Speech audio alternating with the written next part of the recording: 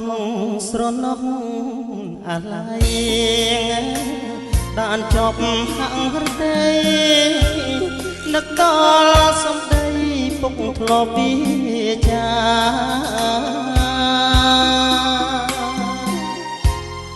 ដាស់ទឿនកូនប្រុសឲ្យខំសិក្សាក្នុងភ្នោះសិក្ខាសាងអនាគតអនិច្ចាសង្ខារពុកលាចាកលោកចិន្តាវាយោគ្រួសារសោយសោកអបយកក្តីទុក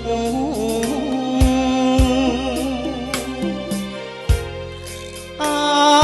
លោកមានកូនកូនសែនរន្ធត់រត់រូបលោកពុកខ្លោចសាពេលក្រៃ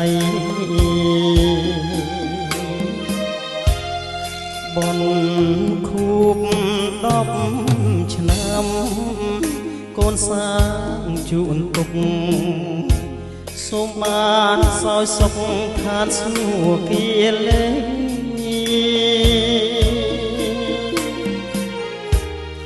រួចចាក់អង្គបាយផុតកម្មគ្រប់ភ័យឆ្លងកុំណាថ្មីពងពងថ្លៃថ្លាអង្គនៃសង្ឃសាងភ្នោះគុណបំបុះកូនណាយិតយងសន្តានទុកដល់ជាក្បូនឆ្លងកាត់ជលសាចំឡ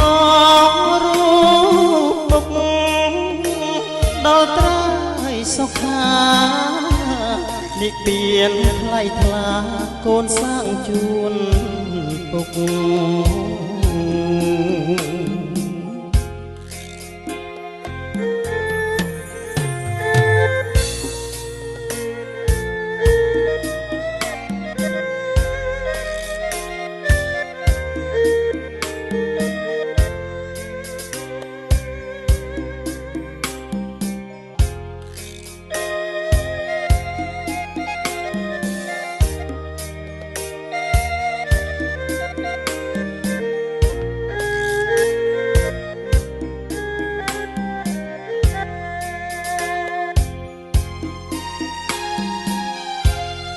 បន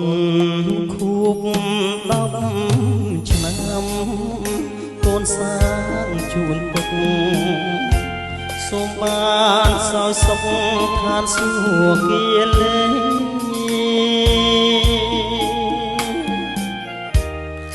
រួចចាក់អង្គបាយផុតកម្មគ្រប់ភ័យឆ្លងកុំណាថ្មីពងពងថ្លៃថ្លាអង្គនៃសង្ឃសាងភ្នោះគុណបំបុះកូនណាយឺតយងសន្តានទុកដល់ជាក្បូនឆ្លងកាត់ជលសា